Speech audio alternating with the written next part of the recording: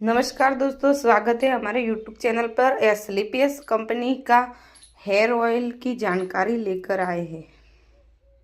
यह hair oil एक आयुर्वेदिक तेल है जिसे बालों की देखभाल के लिए डिजाइन किया गया है। यह तेल आमतौर पर बालों को झड़ने से रोकता है और बालों की घना और मजबूत बनाता है। सिल्की त्वचा को पोषण देने के लिए इसे इस्तेमाल किया जाता है।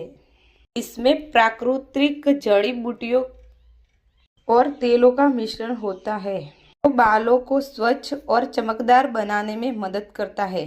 हेयर ऑयल के फायदे: बालों का झड़ना कम करना और बालों को मजबूत बनाता है। बालों को झड़ने के नियंत्रित करता है।